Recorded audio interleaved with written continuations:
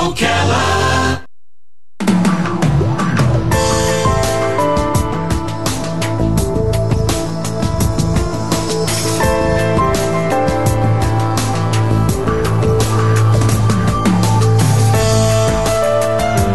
All right, 6 minutes after 11 o'clock. Thank you for tuning in.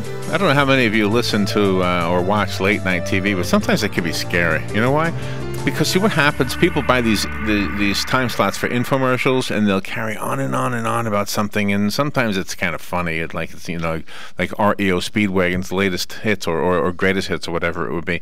But sometimes they talk about like health things, and the one that I'm thinking of right now because of our next guest is the one that talks about prostate health, and they talked about this could be happening and this could be happening. Oh yeah, and of course they're trying to sell you some kind of a product or something that'll help you with it.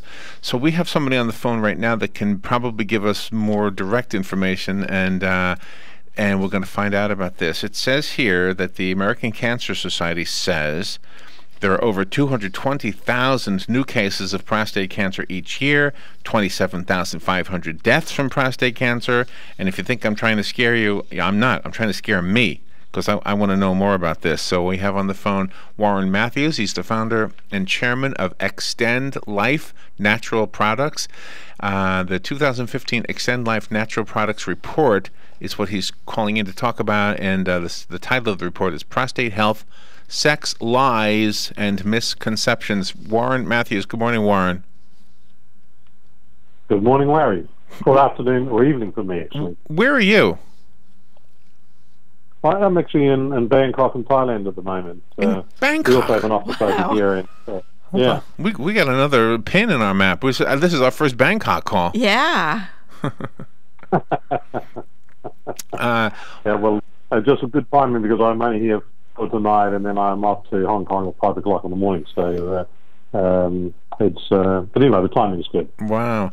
So let me ask you something that I've heard, and I'm sure you've heard it more than I ever have, and it's regarding procedures that men have done regarding their prostate that you don't really need. And the best way I understood it was, you've got cancer, but it won't kill you. It'll just keep growing. So don't do anything about it because it's such a slow-moving cancer. Is that right? Yeah, there's a lot of validity in that because if you look at those statistics, you just mentioned the 227,000 people who get diagnosed with it, but only about 27,000 die. Now, of course, that then immediately points to the fact, which is supported by data, that very few men or very few people who get prostate cancer actually die of it. They always die of something else, because unlike something such as pancreatic cancer, where if you get that, you've got serious problems and it's likely to kill you. But prostate cancer, the chances are that something else will get you before the prostate cancer does, and which is one of the reasons why that one's got to be very, very careful if they're diagnosed with prostate cancer insofar as what procedures they follow, because sometimes the actual procedure can have effects which is worse than the condition itself. So now this is probably another one of those things you've heard over and over, but just kind of clear it up for me. If you get a biopsy, like in your prostate, to see if it is cancerous, does that sometimes cause it to spread or to metastasize? Yeah, well, yes, it can do, but it also can create other problems. For example, I got a friend in Australia who had a biopsy. I think it would have been around about 15 years ago, and it was negative. But as a result of the biopsy, he has been in constant pain for the last 15 years, and that's not unusual. Oh, really? So before one has a biopsy, I mean, there are a number of tests, even though the PSA test is not particularly reliable. It can be if it's taken over a period of time. So in other words, you don't rush in and get a well, to give you an example, I got a friend here in Thailand. He's American, and about 3 years ago, he had his general checkup, and he had a PSA, and it was something like 40. Now, bearing in mind that anything over 4 is not good, but his was really high. And immediately the doctor wanted to do a biopsy, and he got really worried about it, and thought how he was going to die, basically. And anyway, we actually made up some stuff for him, and over about a 3-month period, it actually gradually went down until it got under 4, and he was fine, because people can sometimes get a false reading on PSA, or it can actually be escalated through other factors. Even stress can actually escalate it. Really? So it's something which, because it's not such an aggressive form, if before one was to do a biopsy, certainly I know how I would treat it myself. I would have a series of PSA tests done over some months, also from different laboratories, and also there are different forms of pre-PSA and bound PSA and so forth. And then if it was absolutely consistent, then consider what the options were from there. But so often, treatment is done without it being totally confirmed before doing a biopsy. But the main issue why I did the report was not so much related to the cancer component, but the more common problem, which is an enlarged prostate. And that's what most men 50 plus end up suffering from. And that is the area where I think that a lot of men end up suffering needlessly, because they have an enlarged prostate, and they are often prescribed a prescription drug, generally Proscar, which has all sorts of nasty side effects, including potential sexual dysfunction. And unlike other drugs where there may be a temporary a problem, and then if you stop taking it, it reverts back to normal, the sexual dysfunction and some of these other side effects can be permanent. Oh, really? So, and this is something that a lot of men are not aware of. So two questions. If we don't use it, do we lose it? In other words, if we're not sexually active, do we get more problems than if we were sexually active? And the other one is, do we change our diet at all? Well, diet, other than, it'll have obviously an impact on general health, which in turn affects all systems, including the prostate.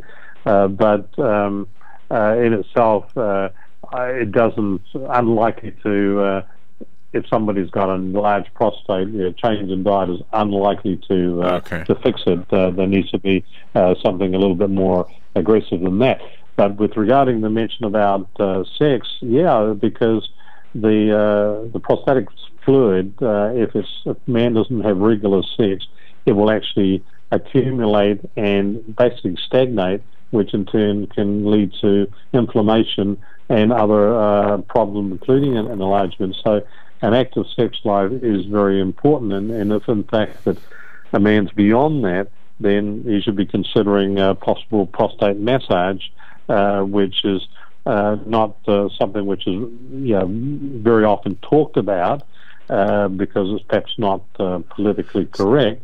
But I know. It is something which we can talk about everything else, right? Yes. Everything else is. So what about supplements? Do you think supplements can make a difference? Oh, absolutely, and that's what worked for me, because, as I said, when I was 52, I had to get up 3 or 4 times a night, and I'm now 68, and I haven't had to get up to go to the bathroom during the night for probably at least 12 or 13 years. Really? And that was And what are you taking? And that was, well, it was our original product which we developed almost 16 years ago, called Total Balance, and it had some men's herbals in it, some saw palmetto, some pygeum, and stinging nettle.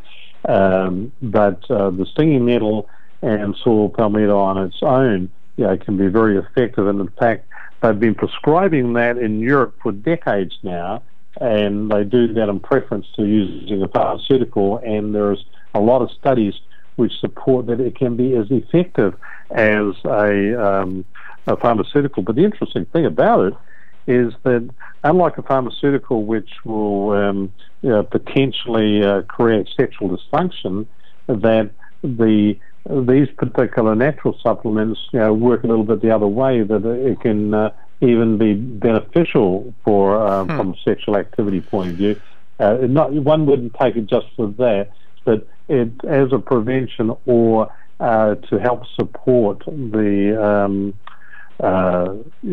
prostate if it's enlarged. There's lots of evidence to support that it does work, and we've had many customers which have reported that a great deal of success on that, and I've personally experienced it. Warren, I know you've got other radio interviews to do, so before you say goodbye, could you give the listeners a website to go to? Sure. If they go to www.Xtend, and now Xtend is spelled Xtend, no E.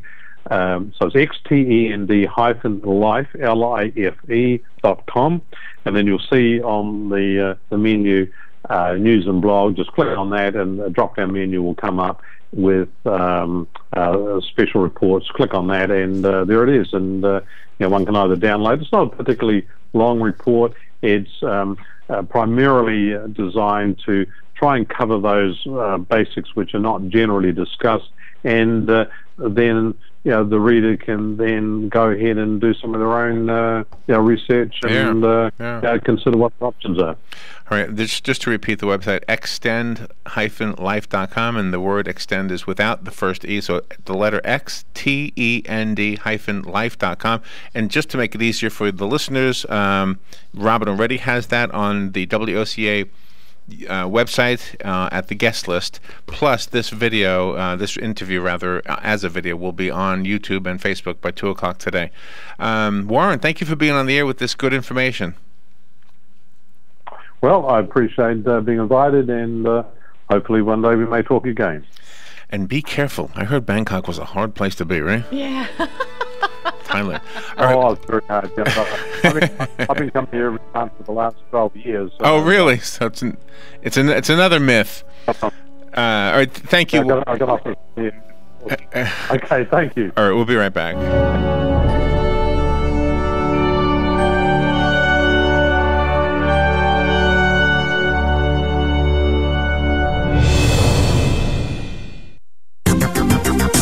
The weather is brought to you by myfwc.com. Safe boating is no accident. For today, times of clouds and sun with a shower or thunderstorm in spots, the high 82 to 86. For tonight, partly cloudy with lows ranging from the upper 50s in a few inland spots to the upper 60s along the coast.